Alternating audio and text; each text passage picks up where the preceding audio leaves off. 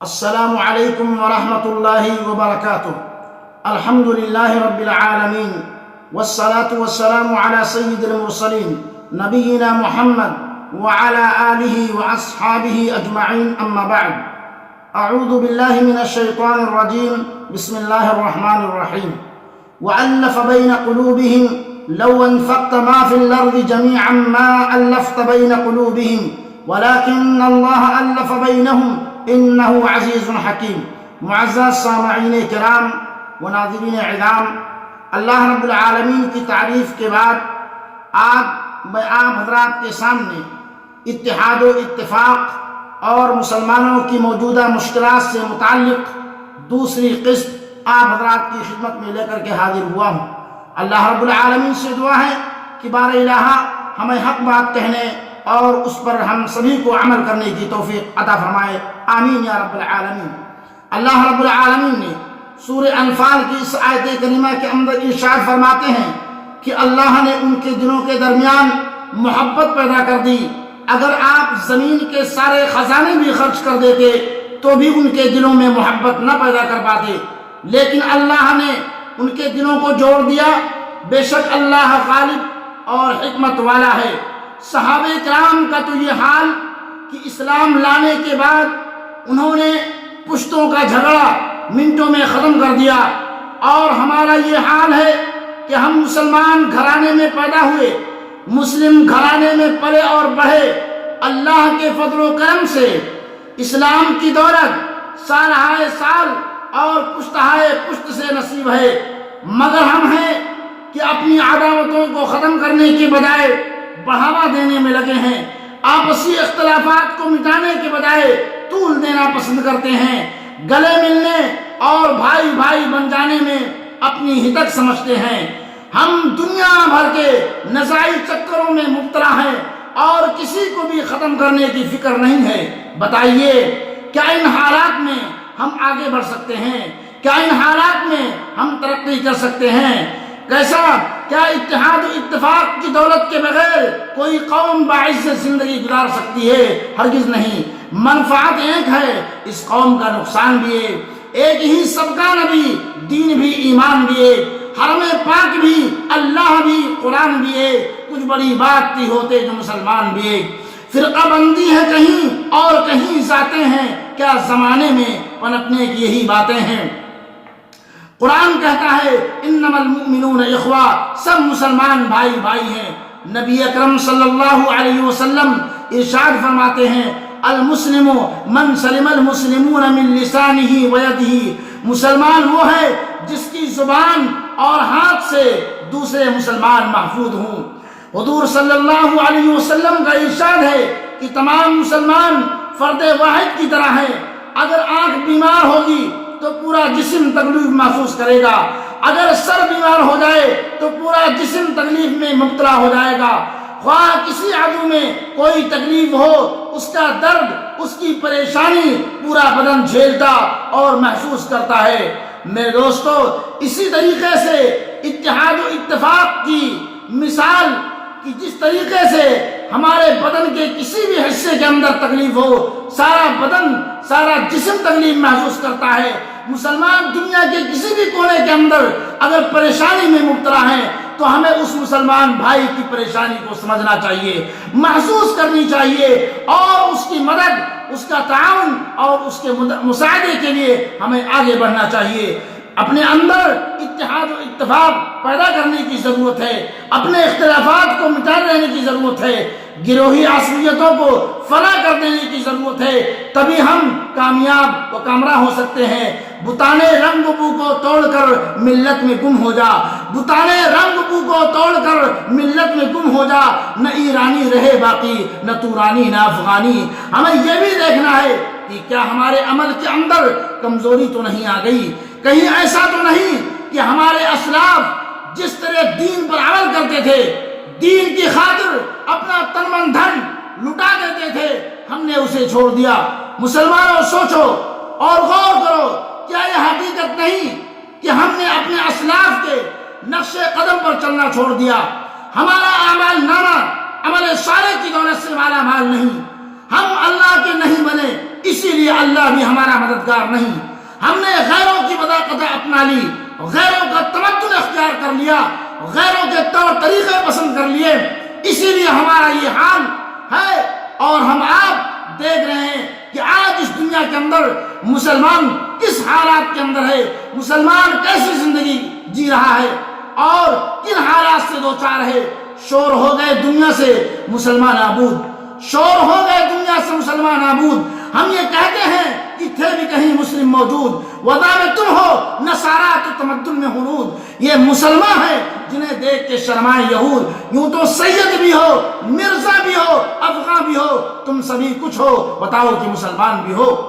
معزز سامعین کرام، حالانکہ اگر ہم دین پر چلیں تو اللہ رب العالمین کا وعدہ ہے کہ وہ ہمیں کامیابی و کامرانی عطا فرمائے گا، ہمیں فوز و فلاح سے ہمکنار کرے گا، دنیا اور آخرت دونوں جگہ سرخروی نصیب فرمائے گا. مگر شرط یہ ہے کہ ہم ایمان والے بنے رہیں، یعنی صرف زبانی دعوی ایمان نہ ہو بلکہ ایمان کے تقاضوں پر بھی عمل کرنے والے بن جائیں، اللہ کے دین کی مدد کریں تاکہ اللہ رب العالمین ہمارا حامی و مددگار ہو جائے. دوستو سامعین کرام، قرآن ہمیں پکار رہا ہے، قرآن ہمیں آواز دے رہا ہے. ان تنصروا اللہ ینصرکم ویثبت اقدامکم. سورہ محمد کے اندر ہے کہ اگر تم اللہ کے دین کی مدد کرو گے، اگر تم اللہ کے دین کی مدد کرو گے تو اللہ تمہاری مدد کرے گا اور دشمنوں کے مقابلے میں تمہارے قدموں کو جما دے گا. قرآن ایک دوسری جگہ ارشاد فرماتا ہے وَلَا تَهِنُوا وَلَا تَحْزَنُوا وَأَنْتُمُ الْأَعْلَوْنَ إِن كُنتُم مُؤْمِنِينَ. پست ہمت نہ ہو اور غم نہ کرو، تم ہی سر بلند رہو گے اگر تم مومن رہے.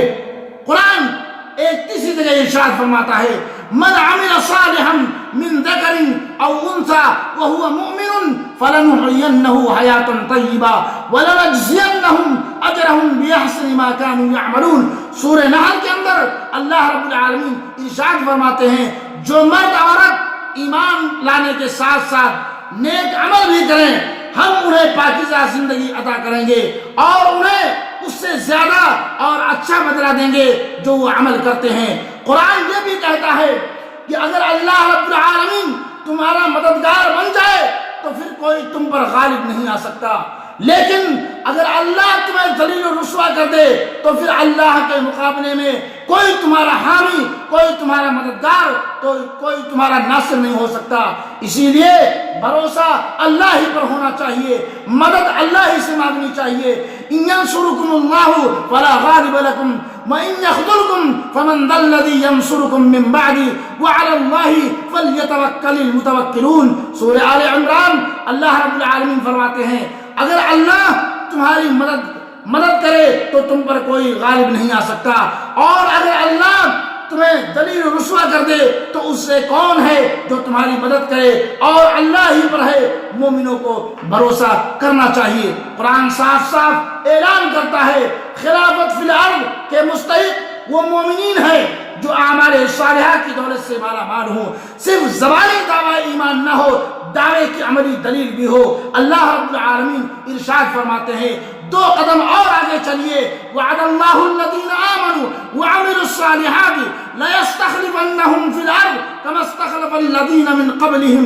سورہ نور کے اندر اللہ رب العالمین کا یہ فرمان وعدہ کیا ہے اللہ تعالیٰ نے ان لوگوں سے جو تم سے ایمان لائیں، جو تم میں سے ایمان لائیں اور عمل صالح کریں کہ انہیں زمین کی خلافت عطا فرمائے گا جیسے ان سے پہلے لوگوں کو اللہ رب العالمین نے عطا کیا تھا. عالم ہے فقط مومن کی جاباز کی میراث، عالم ہے فقط مومن جاباز کی میراث، مومن نہیں جو صاحب دولت نہیں ہے. معزز سامعین کرام، ذرا غور کیجئے اور دیکھیے کہ نبی صلی اللہ علیہ وسلم نے آج کے مسلمانوں کا نقشہ کس طریقے سے کھینچا ہے. حضور صلی اللہ علیہ وسلم کا ارشاد ہے، سنیے اور سوچئے کہ آج وہی حالات نہیں ہیں جن کی 1400 برس پہلے نبی صلی اللہ علیہ وسلم نے پیشین گوئی کر دی تھی. رسول اللہ صلی اللہ علیہ وسلم ارشاد فرماتے ہیں کہ مسلمانوں پر ایک زمانہ ایسا آئے گا کہ غیر قومیں مسلمانوں کو مٹانے کے لیے اس طرح ایک دوسرے کو بلائیں گی جس طرح کھانے والے اپنے پیالے کی طرف بلاتا ہے. گویا مسلمانوں کو لقمہ تر سمجھ کر ہڑپ کرنے کی کوشش کرے گا۔ صحابہ کرام نے عرض کیا اے اللہ کے رسول صلی اللہ علیہ وسلم وَمِن قِلَّةٍ نَحْنُ يَوْمَئِذٍ، شاید اس وقت ہماری تعداد کم ہوگی۔ اللہ کے رسول صلی اللہ علیہ وسلم نے فرمایا بل انتم یومئذ کثیر ولکنکم غثاء کغثاء السیل ولینزعن اللہ من صدور عدوکم المہابۃ علیکم وليقذفن فی قلوبکم الوہن، نہیں تم اس دن آج کے مقابلے میں کہیں زیادہ تعداد میں ہوگے، تمہاری تعداد آج کے مقابلے میں کہیں زیادہ ہوگی، لیکن سیلاب کی جھاگ کے مانند بے حیثیت ہوگے۔ اللہ تعالیٰ تمہارے دشمنوں کے سینوں سے تمہاری حیبت نکال دے گا اور تمہارے دلوں میں وہن پیدا کر دے گا۔ صحابہ کرام نے عرض کیا اے اللہ کے رسول صلی اللہ علیہ وسلم ومن وہن، وہن کیا چیز ہے؟ اللہ کے رسول نے فرمایا حب الدنیا و کراہیت الموت، دنیا کی محبت اور موت کو ناپسند کرنا۔ یعنی اس وقت مسلمان دنیا کی محبت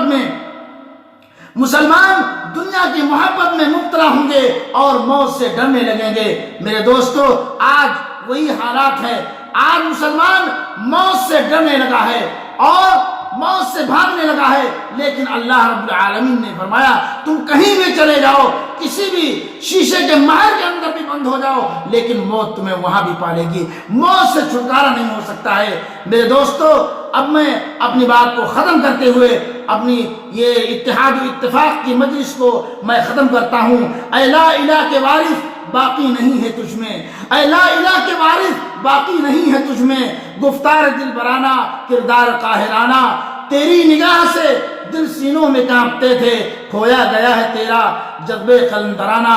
اللہ رب العالمین سے دعا ہے کہ بارہ الہ ہم تمام مسلمانوں کے دلوں کو آپس میں جوڑ دے اور اتحاد و اتفاق کا شیدائی بنا دے اور ایک بنا دے، ہم سب کو نیک بنا دے اور ہم سب کے مشکلوں کو آسان کر دے اور آپس میں مسلمانوں کو بنیان مرصوص کی طرح مل کر رہنے کی اللہ تعالی ہمیں اور آپ کو توفیق عطا فرمائے۔ یہ چند نصیحتیں ہمارے لیے بھی ہے اور آپ سب کے لیے بھی ہے۔ اللہ رب العالمین سے دعا ہے کہ اللہ تعالیٰ جب تک ہمیں اس دنیا کے اندر زندہ رکھ، اتحاد و اتفاق کے زندہ رکھ اور جو ہمارا خاتمہ ہو ایمان بالخیر پر ہو۔ وما علینا الا البلاغ، والسلام علیکم ورحمۃ اللہ وبرکاتہ۔